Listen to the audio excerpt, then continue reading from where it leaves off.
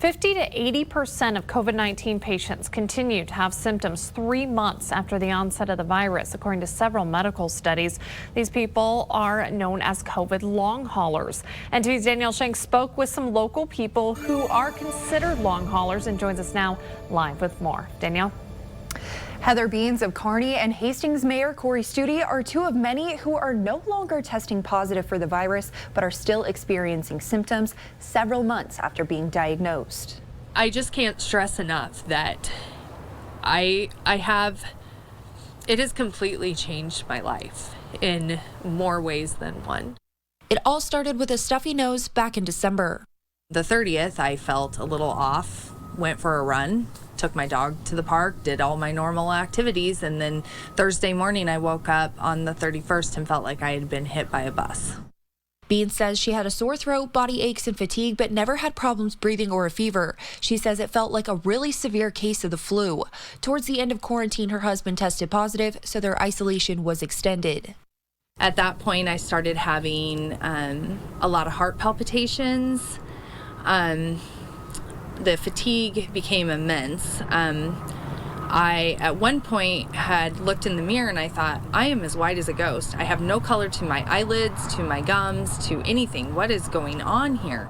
She says those have been her two biggest issues, with a blood clot in her leg coming later. It seems to be particularly unique to this infection is its effect on blood vessels, both tiny little capillaries and larger blood vessels. Blood clots can occur throughout the body, but Dr. Cantrell says he's frequently seen them in the lungs. We're seeing people 3, 4, 5, 6 weeks out from their original infection, which might have been relatively minor, and we're seeing ongoing damage in the lungs. There are these other bad things that happen: heart failure, heart attacks, seizures, strokes. Most of those are the result of the abnormal clotting that occurs as a result of COVID. The mayor of Hastings says he suffered a rare severe case weeks after his original diagnosis.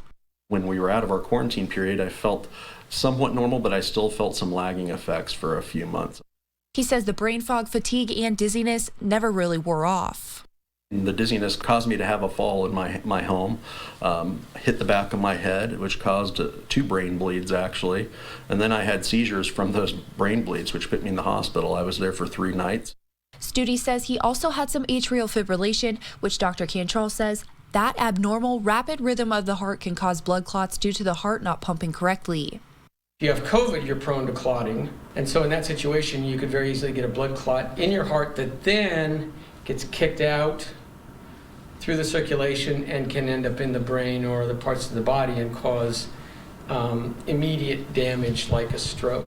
Studi says his doctor contributed his experience to COVID after discussing his symptoms and running some tests. There's nothing that can really lead them down a certain path. And I think that that's one of the puzzling things about long COVID is there's nothing that necessarily sticks out. Studi says he's still experiencing some muscle aches, brain fog, and fatigue, but says he is feeling much better than he did before. As for Beans, she says she's tired as well and says it's been a little better each day.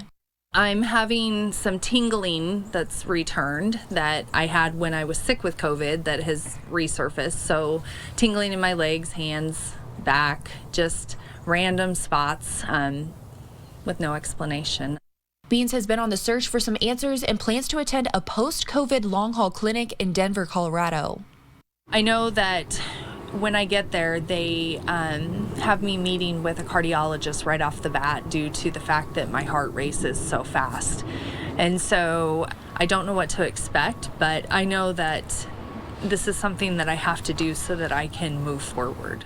Now, COVID can have a major impact on the person themselves, but it doesn't stop there. Family, friends, and jobs can all be affected. We'll have more on that on NTV News at noon. Sarah? Very interesting. Thanks so much, Danielle.